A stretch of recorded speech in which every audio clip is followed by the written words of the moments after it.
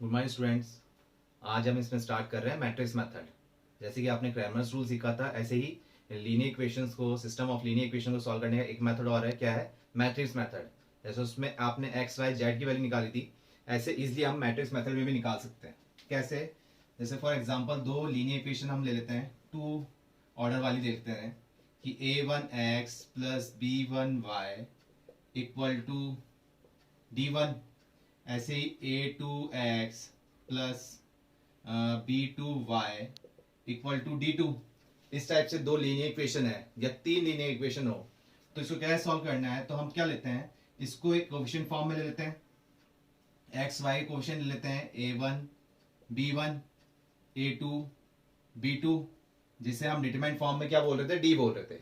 यहाँ इसी टाइप से मैट्रिक्स फॉर्म में रख दिया हमने इसको, और इसके जो वेरिएबल्स हैं इसको हमने इस टाइप से लिख लिया, x और y को इस टाइप से कॉलम फॉर्म में लिख लिया। और जो नेक्स्ट जो है d1 d2, ये हमने क्या करा कि d1 d2 क्या रख लिया, नेक्स्ट जो इसके इक्वल टू फॉर्म में थे कांस्टेंट फॉर्म, वो इसको हमने राइट हैंड साइड में लिख लिया। अब अगर आप इस मैट्रिक्स को इसको a1 into X plus b1 into Y करेंगे, मतलब इस मैट्रिक्स को इस मैट्रिक्स से मल्टीप्लाई करेंगे और इक्वेट करेंगे इस मैट्रिक्स के साथ, तो ये सेम इक्वेशन आ जाएगी। देखिए a1 into x a1x plus b1 into y b1y is equal to d1। ऐसे ही नेक्स्ट रो वाला कर रहे हैं तो a2x plus b2y is equal to d2। मतलब इस मैट्रिक्स को इस मैट्रिक्स से मल्टीप्लाई किया, इक्वल कर दिया, तो सेम इक्वेशन आ रही है। तो इस इक्वेशन को हमने कन्वर्ट कर दिया किसमें, मैट्रिक्स फॉर्म में कन्वर्ट कर दिया। तो इस वाली मैट्रिक्स को तो हमने क्या बोल दिया, a, इस वाली मैट्रिक्स को बोल दिया x, जो वेरिएबल वाली मैट्रिक्स है इसको बोल दिया x, और जो कांस्टेंट फॉर्म है इसको बोल दिया b। b बोलने के बाद ये इक्वेशन क्या बन गई, इस टाइप से ax equal to b। ax equal to b बन गया है। तो अब यहां से करना क्या, हमको निकालना क्या है, इसके अंदर a इनवर्स निकालना है। कब? जब determinant of a not equal to 0, ये कंडीशन ध्यान में रखनी है आपको। तो a into x equal to b. a inverse कैसे निकलेगा, इस पूरी इक्वेशन के साथ a इनवर्स मल्टीप्लाई कर देते हैं। a इनवर्स मल्टीप्लाई कर दिया तो a inverse into a into x equal to a inverse into b। अब आपको पता है a इनवर्स इंटू a क्या होता है, i होता है, तो ये हो गया I x equal to a inverse b। अब कोई भी मैट्रिक्स आइडेंटिटी मैट्रिक्स के साथ मल्टीप्लाई हो रही है तो क्या आता है, सेम मैट्रिक्स आती है। तो ये क्या आ जाएगा, x equal to a inverse into b। ये हमको सॉल्व करना है। अब सबसे पहले a इनवर्स, तो a इनवर्स कैसे निकलता है वो आपको क्लियर है कैसे, 1 upon determinant of a into adjoint of a करके ये आप निकालते हैं, जो कि एक मैट्रिक्स फॉर्म में आता है। ये मैट्रिक्स फॉर्म आएगी इस मैट्रिक्स को बी मैट्रिक्स से। बी मैट्रिक्स क्या है, ये वाली मैट्रिक्स। इस मैट्रिक्स के साथ मल्टीप्लाई करोगे तो क्या आ जाएगा, x आ जाएगा। और x क्या है, x और y। सॉल्व करके एक ही कॉलम में आंसर आएगा, जिससे उसकी इक्वेशन आ जाएगी, x की वैल्यू और y की वैल्यू हम कैलकुलेट कर पाएंगे इसके बाद में, a इनवर्स इंटू बी करने के बाद में। तो ये इसकी एक थ्योरी पॉइंट था। सॉल्व कैसे कर रहे हैं, क्या वर्किंग कर रहे हैं, वो क्वेश्चन के अकॉर्डिंग आपको क्लियरली समझ में आएगा। तो क्वेश्चन देखते हैं हम इसके अंदर। क्वेश्चन क्या है इसके अंदर, जैसे 5x minus 7y equal to 2 and 7x minus 5y equal to 3, ये दो इक्वेशन है। इससे अब हमको दो लीनियर इक्वेशन है, इससे x और y की वैल्यू निकालनी है। तो क्रैमर्स रूल के अकॉर्डिंग तो हमने देख लिया था, मैट्रिक्स मेथड के अकॉर्डिंग देख रहे हैं। इसको कैसे कर रहे हैं, bye matrix method.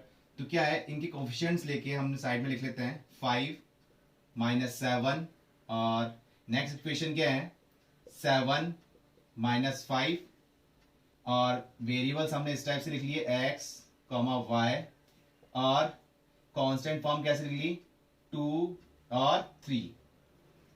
X y coefficient पहली इक्वेशन के फर्स्ट रो में लिख लिए, सेकंड इक्वेशन के सेकंड रो में लिख लिए, अगर थर्ड इक्वेशन है तो उसके थर्ड रो में लिख लेंगे, और जो भी वेरिएबल्स है उसको कॉलम में लिख लेंगे एक्स वाई, अगर जेड भी है तो जेड, तीन इक्वेशन के लिए। फिर फर्स्ट इक्वेशन कांस्टेंट, फिर सेकंड इक्वेशन का कांस्टेंट, ये भी कॉलम फॉर्म में लिख दिए। इस मैट्रिक्स को हमने क्या बोला है, a, इसको x और इसको b। तो मैट्रिक्स मेथड के अकॉर्डिंग क्या बन रहा है, ये ax इक्वल टू b, और a इनवर्स से जब हमने मल्टीप्लाई किया था तो क्या बन रहा था, ये तो x रह गया था, और ये क्या हो गया था a इनवर्स इंटू b। ये हमारी फॉर्म बन गई थी। तो ए इनवर्स हमको कैलकुलेट करना है। ए इनवर्स के लिए कैसे निकलता है, क्या फॉर्मूला है हमारे पास ए इनवर्स के लिए, 1 determinant of A into adjoint of A, ये फॉर्मूला है। तो डिटरमिनेंट ए निकाल लेते हैं।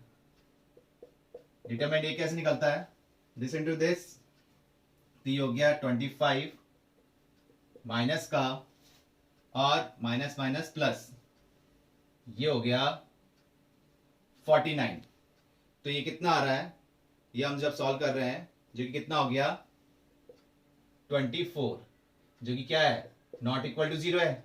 मतलब डिटरमिनेंट ऑफ ए क्या आया, नॉट इक्वल टू 0 आ गया। तो नॉट इक्वल टू 0 आ गया, इसका मतलब ए इनवर्स एग्जिस्ट कर रहा है, मतलब ए इनवर्स एग्जिस्ट कर रहा है। अब ये क्या है, सॉल्व कर रहे हैं, आगे इसको सॉल्व करते हैं, ए इनवर्स निकालते हैं पूरा। ए इनवर्स निकल चुका है, तो a inverse 24 determinant of A, sorry A inverse निकला, ए इनवर्स एग्जिस्ट कर जाएगा, डिटरमिनेंट ऑफ ए निकल गया 24। ए इनवर्स कैसे निकलेगा, ए इनवर्स का फॉर्मूला हमारे पास ये है, तो डिटरमिनेंट ऑफ ए निकल गया एडजॉइंट ऑफ ए। अगर ये ए मैट्रिक्स है तो एडजॉइंट ऑफ ए आपको पता है कैसे निकालते हैं आप, कि पहले कोफैक्टर्स लेते हैं और उसका ट्रांसपोज करते हैं। लेकिन ये 2 into 2 फॉर्म में, तो हमने एक इजी ट्रिक सीखी थी क्या, कि इन दोनों का तो चेंज जाएंगे, -5 इधर आ जाएगा, 5 इधर आ जाएगा, ये हो गया -5 और 5, और ये क्या होंगे, ये तो आपस में चेंज हो गए, और ये क्या है, ये चेंज नहीं होते हैं, ये ऐसे लिखे जाते हैं, लेकिन इसको माइनस साइन से मल्टीप्लाई कर देते हैं, तो ये माइनस हो जाएगा और ये क्या हो जाएगा, प्लस हो जाएगा। ये आ गया हमारा एडजॉइंट ऑफ ए। तो ए इनवर्स क्या निकल के आया हमारे पास, ए इनवर्स निकल के आ जाएगा A inverse equal to 1 determinant of A, जो कि क्या है 24, और एडजॉइंट ऑफ ए क्या आया -5 -7 7 और 5, ये हमारा ए इनवर्स निकल के आया। करना क्या है यहाँ, x equal to a inverse into b, तो x equal to a inverse क्या आया 1/24 -5 7 -7 5, और b क्या है हमारे पास, b मैट्रिक्स ये 2 और 3। क्या करना है, इनको आपस में मल्टीप्लाई करना है। मल्टीप्लाई कर रहे हैं तो क्या आ रहा है, ये इसमें 1/24 तो हम ऐसे बाहर लिख देते हैं, क्या आ जाएगा -5 इंटू 2 माइनस का 10 प्लस 7 इंटू 3 21, ठीक है। फिर एक ही कॉलम है तो एक ही एलिमेंट आएगा, -7 इंटू, अब सेकेंड रो को फर्स्ट कॉलम से करेंगे, तो -7 इंटू 2 माइनस का 14 प्लस 5 इंटू 3 15, ये हो गया। इसके बाद जब आप सॉल्व कर रहे हैं तो क्या आ रहा है 1/24, ये तो हो गया 11 और ये हो गया 1। तो अब x की वैल्यू अगर देखी जाए 1/24 को भी अंदर ले लेते हैं, तो ये हो गया 11/24 और 1/24। यहां तक आपने कर लिया, ये क्लियर हुआ। अब हमको निकालना है सॉल्यूशन x और y की वैल्यू। तो इधर ये जो कैपिटल X है ये किसके इक्विवेलेंट है, ये x और y लिया हमने, तो x की वैल्यू तो क्या हो गई, x की वैल्यू तो आ गई 11/24, और ये y की वैल्यू है, तो यहां से y की वैल्यू क्या आई 1/24। अगर z होता है यहाँ, तो यहाँ पर z की वैल्यू भी निकल के आती, तो वो z की वैल्यू कैलकुलेट हो जाती। तो ये 2 into 2 का किया है हमने, इस टाइप से मैट्रिक्स मेथड क्या किया, सिंपल कुछ नहीं, x equal to a inverse into b. तो ए इनवर्स कैसे निकलता है वो आपको निकालना आता है, ठीक है। इसमें एडजॉइंट ऑफ ए है वो भी आपको क्लियर है, उसको बी से मल्टीप्लाई करना है, जो कि मैट्रिक्स मल्टीप्लिकेशन, ये भी आपको क्लियर है। इस टाइप से मैट्रिक्स मेथड से हम x और y की वैल्यू निकाल लेते हैं। बस कंडीशन क्या है कि ए इनवर्स एग्जिस्ट करना चाहिए, और ए इनवर्स कब एग्जिस्ट करेगा, जब determinant of a not equal to 0 होगा। ये यूनिक सॉल्यूशन पे जा रहा है हमारे पास, ये किस में चल जाएगा, यूनिक सॉल्यूशन, जो हमने क्रैमर्स रूल में भी सीखा था, ये यूनिक सॉल्यूशन के अकॉर्डिंग जा रहा है। और क्वेश्चन लेते हैं हम इसमें। नेक्स्ट क्वेश्चन है हमारे पास, इसमें 3 लीनियर इक्वेशंस हैं, x plus 2y plus z equal to 7, एक है x plus 3z equal to 11, और एक है 2x minus 3y equal to 1। तो इसको वही कोफिशिएंट, पहली इक्वेशन के कोफिशिएंट्स लेते हैं, क्या है 1 2 1 1 2 1। सेकेंड इक्वेशन में x का कोफिशिएंट 1 है, y है ही नहीं इसके अंदर, तो जब y नहीं है तो ये लिखना पड़ेगा 0। z कितना है 3, ये लिखा अपन ने। यहाँ पर x का कोफिशिएंट 2 है, y का -3 है, विद साइन लेना है आपको, और z नहीं है तो ये कितना हो गया 0। और वेरिएबल्स हम कॉलम फॉर्म में लिख देंगे x y z, और कांस्टेंट इक्वल टू फॉर्म में लिखे 7, 11 और 1। अब इसको वही मैट्रिक्स मेथड से करते हैं हम। क्या, ये तो हो गया a, ये हो गया x और ये हो गया b। तो a x equal to b जब सॉल्व कर रहे हैं तो x इक्वल टू क्या आ रहा है, a इनवर्स इंटू b। जब a इनवर्स से मल्टीप्लाई कर देते हैं बोथ साइड तो a इनवर्स हमारा कैसे निकलता है। a इनवर्स क्लियर है हमें, a इनवर्स का फॉर्मूला था 1 upon determinant of a into adjoint of a। तो डिटरमिनेंट ऑफ a, ये जो a मैट्रिक्स है इसका डिटरमिनेंट निकालना है अपन को। तो डिटरमिनेंट कैसे निकल के आ रहा है, क्या हो जाएगा इसका determinant, first row first column के अकॉर्डिंग देख रहे हैं तो 0, यहां से देखते हैं 1, ये हो गया 0, माइनस माइनस प्लस का 9। फर्स्ट रो सेकंड कॉलम जब कर रहे हैं तो ये आ रहा है माइनस का 2 और 0 माइनस का 6, ये -6 हो गया। और फर्स्ट रो थर्ड कॉलम जब कर रहे हैं 1 इंटू -3 और ये 0, ये आ गया। तो यहां से क्या आया 9 और +12 और माइनस का 3। तो 9 - 3 कितना हो गया 6, 6 + 12 ये हो गया हमारे पास 18, जो कि क्या है determinant of a not equal to 0, मतलब a इनवर्स एग्जिस्ट कर जाएगा, हम वैल्यू निकाल सकते हैं। यूनिक सॉल्यूशन आ गया। यूनिक सॉल्यूशन मतलब x y z की वैल्यू कैलकुलेट करनी है। तो अब एडजॉइंट ऑफ a निकालेंगे। एडजॉइंट ऑफ a के लिए हमें इसके कोफैक्टर्स चाहिए। तो कोफैक्टर्स कैसे निकलते हैं, C11 का कोफैक्टर कैसे निकलेगा, फर्स्ट रो फर्स्ट कॉलम 0, ये हो गया माइनस का फर्स्ट रो फर्स्ट कॉलम की जब किया कितना आ गया 9, माइनस का 9 था, प्लस का 9 था। ठीक है, अब C12 जब निकाल रहे हैं हम इस टाइप से निकाल लेते हैं, इजी रहेगा। फर्स्ट रो सेकंड कॉलम जब ले रहे थे 0 माइनस का 6, और फर्स्ट रो थर्ड कॉलम कर रहे थे जब -3 और ये 0। तो अब साइन देख लेते हैं, 1 + 1 इवन हो गया तो ऐसे प्लस से मल्टीप्लाई रहेगा, 1 + 2 3 ऑड हो गया तो माइनस से मल्टीप्लाई करेंगे तो ये प्लस हो जाएगा, ये इवन ही रहेगा इसलिए ऐसे प्लस से मल्टीप्लाई हुआ तो -3 रह गया। फिर C21 निकाल लेते हैं, C22 निकाल लेंगे, C23 निकाल लेंगे। इस टाइप से हम क्या निकल रहा है, सेकेंड रो फर्स्ट कॉलम। तो सेकेंड रो फर्स्ट कॉलम क्या निकल के आ रहा है 0 और प्लस का 3, और सेकेंड रो सेकेंड कॉलम क्या निकल के आ रहा है 0 माइनस का 2, और सेकेंड रो थर्ड कॉलम क्या निकल के आया हमारे पास -3 और माइनस का 4 माइनस का 7। तो माइनस से मल्टीप्लाई करें, 2 + 1 ऑड तो ये माइनस से हो गया, ये 1 ऐसे ही रहेगा, ये ऑड हो गया तो माइनस से मल्टीप्लाई हुआ +7 हो गया। 3 1 3 2 3 3 निकालना है अब हमें। 3 1 third row first column 6, third row second column तो 3 माइनस का 1 2, जो कि और थर्ड रो थर्ड कॉलम 0 -2, ये हो गया। नेगेटिव के अकॉर्डिंग देखें तो ये इवन रहेगा, ये ऑड है तो नेगेटिव, ये इवन है तो ऐसी कंडीशन। तो हमारे कोफैक्टर आ चुके हैं, इससे अब एडजॉइंट निकाल सकते हैं। कोफैक्टर निकल गए तो एडजॉइंट ऑफ ए हमारा यही हो जाता है, एडजॉइंट ऑफ ए भी आ गया। और क्या निकालना है, ए इनवर्स निकालना है, तो हम डायरेक्ट लिख देते हैं। ए इनवर्स के लिए क्या हो गया 1 अपॉन डिटरमिनेंट ऑफ ए जो कि 18 है, और एडजॉइंट ऑफ ए क्या निकल के आया, हमने डायरेक्ट इसी टाइप से लिखा है। अदरवाइज एडजॉइंट कैसे निकलते हैं कि पहले कोफैक्टर लिखते हैं उनका ट्रांसपोज करते हैं। ट्रांसपोज करने से पहले हम क्या बनोगा C11 C12 C13 इस टाइप से लिखने होंगे, C11 C12 C13 जो कि आपने कर लिए। फिर इसका ट्रांसपोज करना होता है, तो हमने डायरेक्ट ही कॉलम वाइज लिख लिए हैं कि डायरेक्ट पुट कर सकें।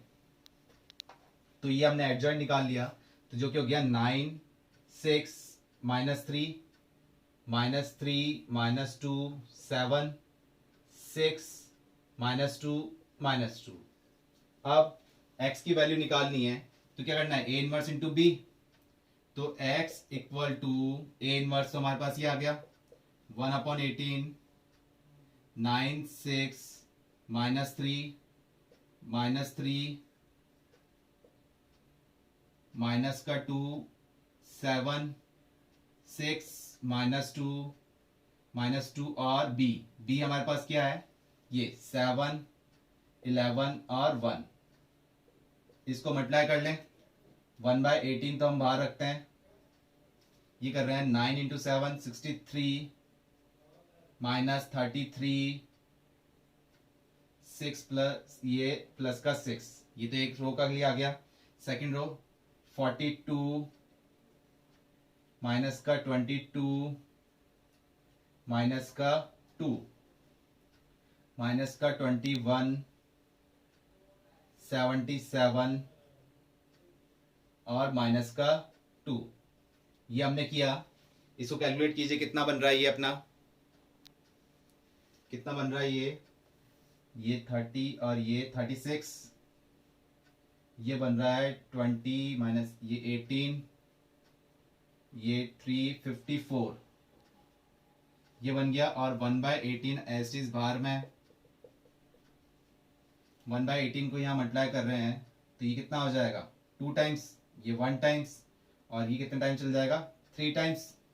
और ये x किसके इक्विवेलेंट था, x हमने क्या माना था x y z, तो x y z ये आ गया। तो यहां से x की वैल्यू क्या निकल के आई, x की वैल्यू तो 2 हो गई, ऐसी y की वैल्यू 1 हो गई और z की वैल्यू कितनी हो गई 3 हो गई। तो ये था हमने किया 3 ऑर्डर मैट्रिक्स का 3 लीनियर इक्वेशन का, किससे, मैट्रिक्स मेथड से, कि सिस्टम ऑफ लीनियर इक्वेशन को बाय यूजिंग मैट्रिक्स मेथड से हम कैसे सॉल्व कर सकते हैं इस टाइप से। क्लियर हुआ। और क्वेश्चंस लेते हैं इसमें। इस मेथड में भी आप कंडीशन ऑफ कंसिस्टेंसी निकाल सकते हैं, जैसे कि आपने क्रैमर्स रूल में जैसा निकाला था वैसे ही मैट्रिक्स मेथड में भी निकाल सकते हैं। कैसे, कि अगर determinant of a not equal to 0 है, नॉट इक्वल टू 0 है तो ये क्या हो जाएगा, कंसिस्टेंट हो जाएगा और क्या हो जाएगा यूनिक सॉल्यूशन। इससे क्या हो जाएगा यूनिक सॉल्यूशन हो जाएगा। डायरेक्ट आप ए डिटरमिनेंट ऑफ ए निकालेंगे, नॉट इक्वल टू 0 आया तो क्या हो जाएगा कंसिस्टेंट यूनिक सॉल्यूशन। और अगर determinant of A equal to 0 गया तो ये इनकंसिस्टेंट भी हो सकता है, आइदर इनकंसिस्टेंट और इनफाइनाइटली मैनी सॉल्यूशंस भी हो सकते हैं। दोनों कंडीशन आ सकती है इसके अंदर, कि जब determinant of A equal to 0 होगा क्या होगा। फर्स्ट केस क्या है कि डिटरमिनेंट ऑफ ए ये नॉट इक्वल टू 0 है जब, तो डायरेक्ट हो गया कंसिस्टेंट यूनिक सॉल्यूशन। और डिटरमिनेंट ऑफ ए जब 0 है तो इनकंसिस्टेंट भी हो सकता है, मैनी सॉल्यूशन भी हो सकता है। तो इसके लिए आपको क्या करना पड़ रहा था कि उसमें आप निकाल देते कि d इक्वल टू 0 है तो फिर d1 भी देखा, d2 भी देखा, d3 भी निकाला। अगर सारे 0 आ रहे थे तो क्या था इनफाइनाइट मैनी सॉल्यूशन कंसिस्टेंट था। और d1 d2 d3 at least one of them is non zero तो क्या था इनकंसिस्टेंट था। इसमें भी अगर एडजॉइंट ऑफ ए आपको निकालना पड़ेगा। एडजॉइंट ऑफ ए कैसे निकलता है, एक लीनियर इक्वेशन में वही वेरिएबल के जो कोफिशिएंट है उस मैट्रिक्स को हम ए बोल देंगे और जो इक्वल टू फॉर्म में उस मैट्रिक्स को क्या बोल देंगे बी। तो एडजॉइंट ऑफ ए को बी से जब मल्टीप्लाई कर रहे हैं और वो किसके इक्विवेलेंट आ गया, नॉट इक्वल टू 0 के इक्विवेलेंट आया। कब, जब A determinant of A equal to 0 था, एडजॉइंट ऑफ ए और बी को जब आपने मल्टीप्लाई किया वो नॉट इक्वल टू 0 आ गया। तो तब इस कंडीशन में क्या हो जाएगा, ये इनकंसिस्टेंट हो जाएगा और क्या हो जाएगा इसको नो सॉल्यूशन। इस कंडीशन में क्या हो जाएगा नो सॉल्यूशन। और सेम अगर determinant of A equal to 0 है और एडजॉइंट ऑफ ए हम निकालते हैं, उसको बी से मल्टीप्लाई किया और वो किसके इक्विवेलेंट आ गया 0 के इक्विवेलेंट आ गया, तब ये कंडीशन क्या हो जाएगी कंसिस्टेंट और क्या हो जाएगा, मैनी सॉल्यूशन। ठीक है, इनफाइनाइटली मैनी सॉल्यूशंस हो जाएंगे इसमें आपके। और वो मैनी सॉल्यूशन कैसे निकलेंगे, वही अगर जो हमने क्रैमर्स रूल में देखा था, अगर टू इक्वेशंस है एक्स और वाई तो वही वाई इक्वल टू के फॉर्म में ले लेंगे, और तीन इक्वेशन है तो एक तीसरा वेरिएबल हम हटा लेंगे, के फॉर्म में ले लेंगे जेड को, और पूरे एक्स वाई की वैल्यू किस में आएगी, के फॉर्म में ही सॉल्व कर लेते हैं। तो ये हुआ किसके लिए कंसिस्टेंट, जब क्या आ रहा है A adjoint of A into B direct zero के इक्विवेलेंट आ गया तो वो कंसिस्टेंट देख लिया। तो जहां सिर्फ कंसिस्टेंट इनकंसिस्टेंट पूछा है तो आप इतना फॉलो कर लो, इससे हमारा जल्दी सॉल्व हो जाएगा, उसमें D1 D2 D3 इसमें जाने की जरूरत नहीं पड़ेगी। और अगर वैल्यूज फाइंड आउट करने वाला बोल रहे हैं तो हम वो क्रैमर्स रूल अप्लाई कर सकते हैं। और नॉट इक्वल टू जीरो है तो कंसिस्टेंट वाला यूनिक सॉल्यूशन किस में कर रहे थे अपन, मैट्रिक्स मेथड में। अगर कंसिस्टेंट है और सॉल्यूशन फाइंड आउट करने के लिए बोले तो कैसे निकल रहा है, वही x equal to a inverse b करके, जहां से x की वैल्यू अगर टू लीनियर इक्वेशन है तब तो x और y की वैल्यू निकल के आ जाएगी, थ्री लीनियर इक्वेशन है तो x y z की वैल्यू निकल के आ जाएगी। इस टाइप से ये कंडीशन ऑफ कंसिस्टेंसी है किसके लिए, मैट्रिक्स मेथड के अकॉर्डिंग। जैसे क्वेश्चन लेते हैं इसके अंदर, use matrix method to examine the following system of equations for consistency और इनकंसिस्टेंसी। सिर्फ इतना सा चेक करना है हमको कि दो लीनियर इक्वेशन दे रखी है और इतना चेक करना है कंसिस्टेंट है या इनकंसिस्टेंट है। सॉल्यूशन निकालने के लिए नहीं बोला, सिर्फ यूज मैट्रिक्स मेथड और एग्जामिन करने के लिए बोला है, वैल्यू फाइंड आउट करने के लिए नहीं बोला। तो क्या कर रहे हैं इसके अंदर, हमने पास ये है तो इससे हमने एक मैट्रिक्स बना ली 4 -2 और सेकेंड इक्वेशन 6 -3, और ये वेरिएबल थे x y और ये इक्वल टू कांस्टेंट थे 3 और 5। तो ये हमारे पास a थी, ये x था और ये b था। तो सबसे पहले हम डिटरमिनेंट निकालते हैं कि determinant not equal to zero आ गया तो क्लियर कंसिस्टेंट हो गया।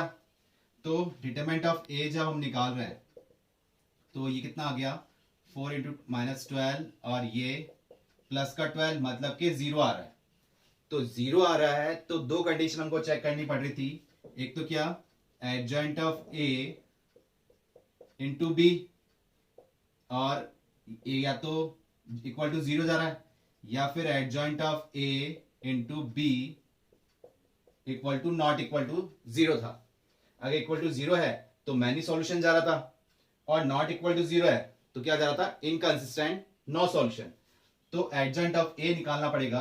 तो ए मैट्रिक्स मेरे पास ये है, तो एडजॉइंट ऑफ ए क्या आ जाएगा, जो कि हम 2 के लिए डायरेक्ट निकाल सकते हैं, ये तो आपस में चेंज जाएंगे, ये तो गया -3 और 4, और ये ऐसे ही जाएंगे लेकिन माइनस से मल्टीप्लाई हो गए तो ये 2 हो जाएगा और ये -6, ये 2 हो गया। अब एडजॉइंट ऑफ ए को किससे मल्टीप्लाई कर लें, बी से मल्टीप्लाई कर लेते हैं। Adjoint of A into b मतलब कि -3 -6 2 4, बी हमारे पास क्या है 3 5।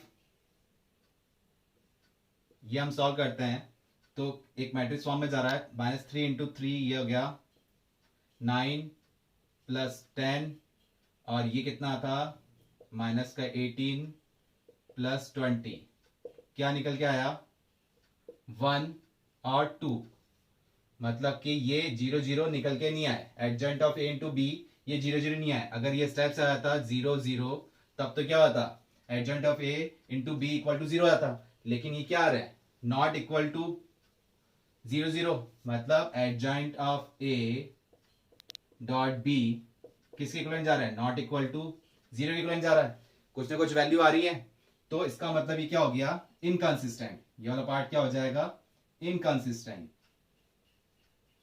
मतलब कि नो सॉल्यूशन। इसका क्या सॉल्यूशन निकल गया है, नो सॉल्यूशन, क्योंकि क्या आ गया इनकंसिस्टेंट। अगर कंसिस्टेंट होता तो ये किसी इक्वलेंट जाता, मैनी सॉल्यूशन जाता अगर इक्वल टू 0 होता। नेक्स्ट क्वेश्चन देखते हैं इसके अंदर, show that the following system of equation is consistent. हमको चेक करना है, प्रूव करना है कि कंसिस्टेंट है, और फिर ये इस टाइप से हो गया तो find also find the solution. अगर कंसिस्टेंट है तो इसका क्या करना है, हमको सॉल्यूशन भी फाइंड आउट करना है। इक्वेशन क्या है 2x - y + 3z = 5, 3x plus 2y minus z equal to 7, 4x plus 5y minus 5z equal to 9।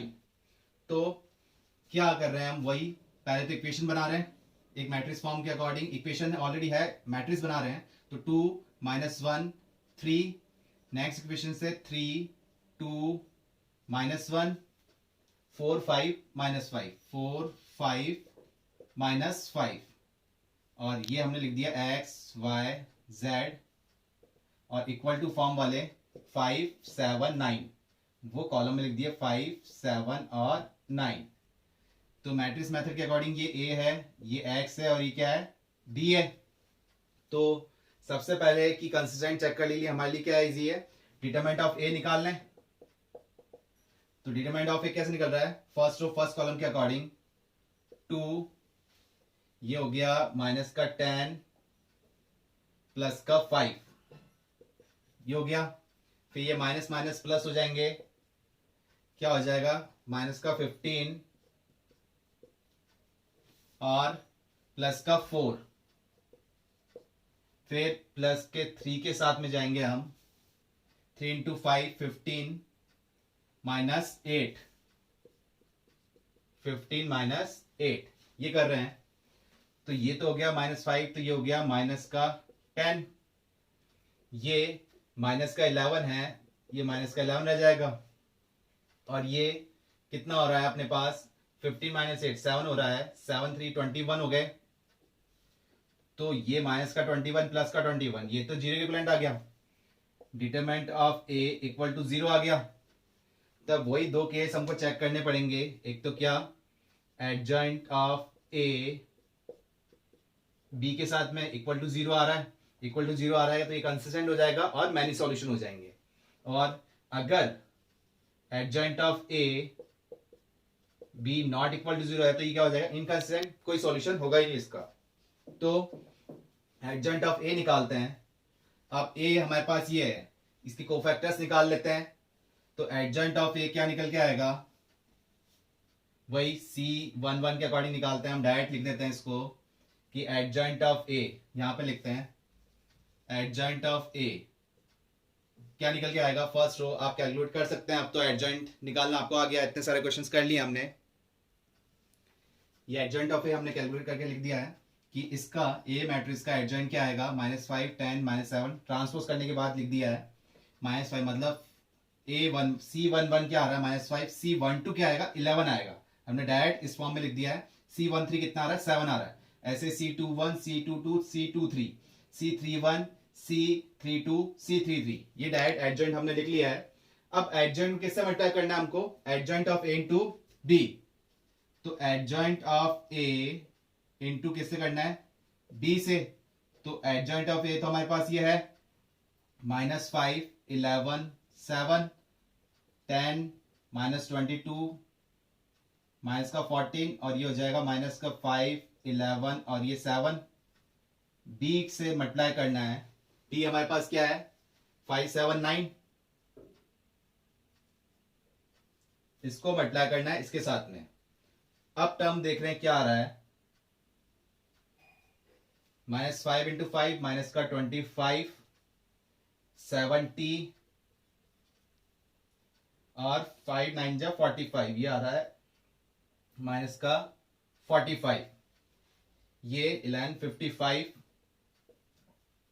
और 22 इंटू 7 देख रहे हैं, ये कितना हो जाएगा, माइनस में है तो 154 और 11 इंटू 7 कर रहे हैं, और 11 इंटू 9 करेंगे, ये हो जाएगा 99। 7 5 35 माइनस 14 इंटू 7 जब हम कर रहे हैं तो कितना आ रहा है, ये 98 और 7 9 63, ये आ गया। अब इसको सॉल्व करते हैं तो माइनस माइनस कितने हो रहे हैं, 55 60, ये हो गया हमारे पास, ये 70, ये तो 0 आ गया। इसका आंसर देख रहे हैं, यहां लिख लेते हैं, फर्स्ट रो का तो 0 आ गया, और 99 और ये 5 कर रहे हैं, कितना हो जाएगा, ये भी 0 हो गया। और ये कितना आ रहा है 5 3 8 9, ये भी 0 आ रहा है। मतलब कि adjoint of A into b जब कर रहे हैं, adjoint of A into b जब हमने किया तो क्या आ गया 0 0 0, एक्स भी वाई भी, मतलब जो भी रो कॉलम में आ रहा है इसका कि ये भी 0 आ गया, ये भी 0 आ गया और ये भी 0 आ गया, तो ये किसके इक्विवेलेंट हो गया, adjoint of A into b equal to 0। ये वाला पार्ट आ गया। इसका मतलब ये कंसिस्टेंट तो हो गया। अगर नॉट इक्वल टू 0 आता तो क्या था, इनकंसिस्टेंट। तो ये क्या हो गया, कंसिस्टेंट। कंसिस्टेंट तो हमने कर दिया और साथ में क्या लिखा, इनफाइनाइटली मैनी सॉल्यूशंस। ये वाला पार्ट हो गया कि कंसिस्टेंट हो गया। अब क्या हो गया, इनफाइनाइटली मैनी सॉल्यूशंस होंगे। लेकिन क्वेश्चन में एक टर्म और आ गई हमारे पास, क्या पूछा, ऑल्सो फाइंड द सॉल्यूशन। ठीक है, कंसिस्टेंट तो हो गया। अगर इनकंसिस्टेंट होता जब तो नो सॉल्यूशन आया था, और कंसिस्टेंट है तो हमको सॉल्यूशन फाइंड आउट करना है। अब सॉल्यूशन कैसे कर रहे हैं वो करते हैं हम इसके अंदर। तो मैनी सॉल्यूशन हो रहा है हमारे पास कि ये एडजॉइंट ऑफ ए हमने निकाला था कि adjoint of a dot b ये 0 के इक्विवेलेंट आ गया, तो क्या था, मैनी सॉल्यूशन।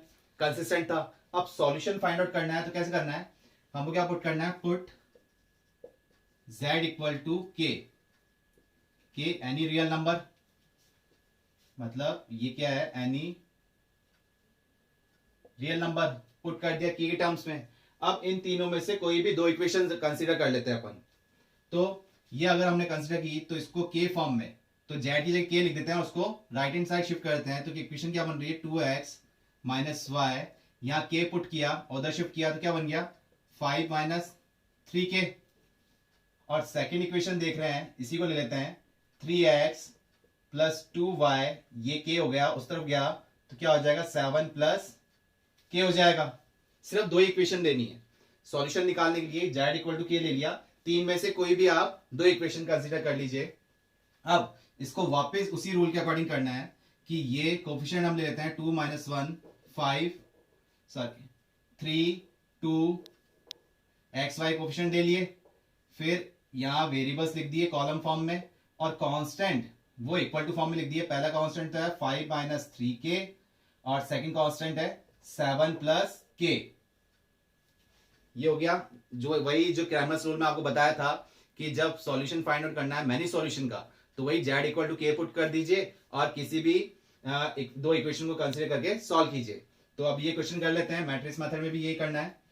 क्या हो गया, ये कर लिया हमने। अब ये ए हमारे पास, ये ए हो जाएगा, ये एक्स हो गया, वापस ये बी हो गया। अब ए डिटरमिनेंट ऑफ ए निकाल लेते हैं इसमें कि देखिए ये 0 इक्विवेलेंट आ रहा है नहीं आ रहा, पता लगे वापस इतना लंबा जा रहा है। तो ये डिटरमिनेंट ऑफ ए 4, फिर माइनस माइनस ये प्लस का 3 हो गया, तो ये कितना आ गया 7 आ गया, जो कि क्या है नॉट इक्वल टू 0 है। नॉट इक्वल टू 0 आ गया तो ए इनवर्स एग्जिस्ट कर जाएगा। तो कैसे निकाल रहे हैं आप इसमें, x equal to a inverse to b करके निकालेंगे। अब मैट्रिक्स मेथड के अकॉर्डिंग ही निकाल रहे हैं। तो क्या हो गया x equal to a inverse b, और अगर उसमें हम निकालते तो कैसे निकालते हैं क्रैमर्स रूल में, वही कि x equal to d one by d और y equal to d two by d, इस टाइप से निकाल देते हम। ठीक है, वो के फॉर्म में आंसर देता। और इसमें हम कैसे निकाल रहे हैं, मैट्रिक्स मेथड के अकॉर्डिंग निकाल रहे हैं।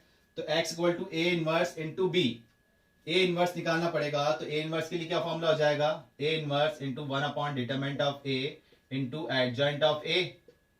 अब एडजॉइंट ऑफ, ये हम लिख रहे हैं 1 अपॉन डिटरमिनेंट ऑफ ए, तो 7 हो गया। एडजॉइंट ऑफ ए, इसका एडजॉइंट आपको पता है 2 ऑर्डर का मैट्रिक्स बन गया। तो कैसे बन जाएगा इसका एडजॉइंट, ये तो सेम रह जाएंगे, इंटरचेंज हो रहे हैं तो 2 2 ही हो रहा है, और ये साइन के साथ चेंज हो रहे हैं, तो ये रह गया -3 और 1। अब इसको b से मल्टीप्लाई करना है, तो x equal to a inverse, तो हमारे पास क्या आ रहा है, ए इनवर्स तो हो गया 1/7 2 माइनस 3 1 2, और b हमारे पास क्या है के फॉर्म में 5 माइनस 3k 7 प्लस k। अब इसको मल्टीप्लाई कर लीजिए, यहां मल्टीप्लाई कर लेते हैं हम, तो इसका आंसर 1/7 तो आ रहा है बाहर, 2 इंटू 5 ये हो जाएगा 10 माइनस 6k, 2 पूरे से मल्टीप्लाई होगा ना, फिर 1 इंटू ये प्लस 7 प्लस के हो गया। नेक्स्ट रो के लिए देखते हैं, -3 से इसको मल्टीप्लाई कर रहे हैं तो -15 प्लस 9k, और 2 से करेंगे इसको तो 2 से 14 प्लस 2k, तो ये क्या निकल के आया 1/7, ये कितना हो गया 17 माइनस का 5k, और यहां से कितना निकल के आ रहा है ये 11k माइनस का 1, ये कैलकुलेट हो गया है हमारे पास। तो ये x इक्वल, ये हमारे किसके इक्वलेंट आया था, x के इक्वलेंट, तो ये x के इक्वलेंट आया था। अब इसको 7 भी अंदर मल्टीप्लाई कर लें तो ये क्या वैल्यूज देके आ जाएगा, हमें इसको हम लिख सकते हैं 17 minus 5k divide by 7 divide हो रहा है, और ये हो जाएगा 11k माइनस 1 डिवाइड बाय 7, और ये x क्या था, x हमारा किस फॉर्म में रहता है, x और y के लिए निकाला था हमने, ये x क्या था, x और y लिया था, तो ये x की वैल्यू तो क्या आ गई, यहां लिख देते हैं अब इसमें x की वैल्यू तो क्या आ गई हमारे पास 17 माइनस 5k अपॉन 7, y की वैल्यू क्या आ गई 11k माइनस 1 अपॉन 7, और z 3 थे, और z तो ऑलरेडी किस फॉर्म में ले रखा था हमने, k फॉर्म में ले रखा था। तो मैनी सॉल्यूशन के अकॉर्डिंग, और k क्या था, k any real number, k क्या था, k एनी रियल नंबर, ठीक है। तो मैनी सॉल्यूशन हो जाएगा ये कि x की वैल्यू k टर्म्स में, y की वैल्यू k टर्म्स में, z की वैल्यू k टर्म्स में आ जाएगी। तो इस टाइप से ये मैनी सॉल्यूशन के अकॉर्डिंग कि consistent a adjoint of a into b किया इक्वल टू 0 आया, तो मैनी सॉल्यूशन निकल के आ रहा है, कंसिस्टेंट है। तो सॉल्यूशन फाइंड आउट कैसे करेंगे, तो z को तो k के इक्विवेलेंट रख देंगे, और अगर 2 लीनियर इक्वेशन है, z है ही नहीं, तो y equal to k form में ले लो, x की वैल्यू भी k फॉर्म में ही आ जाएगी, वो ज्यादा बेटर इजीली सॉल्व हो जाएगा। लेकिन ये 3 इक्वेशन है, तो 3 इक्वेशन में क्या कर लिया, z इक्वल टू k ले लिया, और इसको कोई सी भी 2 इक्वेशन कंसीडर कर ली, और उसको वापस मैथ्स मैटर के अकॉर्डिंग सॉल्व कर दिया। तो ये x y z की वैल्यू आई है, हमने ली 2 इक्वेशन थी, अब ये x y z की वैल्यू आप इसमें पुट कर दो, ये इसको भी सेटिस्फाई कर देगी, ये वैल्यूज इसको भी, थर्ड इक्वेशन को भी सेटिस्फाई कर देगी। तो इस टाइप से मैनी सॉल्यूशन का हमने सॉल्यूशन निकाला, कैसे कि x y z की वैल्यू क्या आ रही है इन टर्म्स ऑफ k, ठीक है। तो मैनी सॉल्यूशन ये हो गया, और ये क्रैमर्स रूल में भी आप इसी टाइप से कर सकते हैं। बस क्रैमर्स रूल में क्या निकाल देते हैं हम, x equal to d1/d, y equal to d2/d, वो करना होता इस मैट्रिक्स मैटर की जगह। अदरवाइज प्रोसेस पूरा यही था कि z इक्वल टू k लेना था, और कोई सी भी 2 इक्वेशन कंसीडर करनी थी, और ये हमारा क्या बन रहा था, ये इस टाइप से हम ले रहे थे, ये d बन रहा था, और इसको हम क्या ले रहे थे, d1 के अकॉर्डिंग ले रहे थे जब कॉलम में चेंज कर रहे थे, और d2 के अकॉर्डिंग सेकंड कॉलम में चेंज कर रहे थे। ये हमने क्रैमर्स रूल में किया था।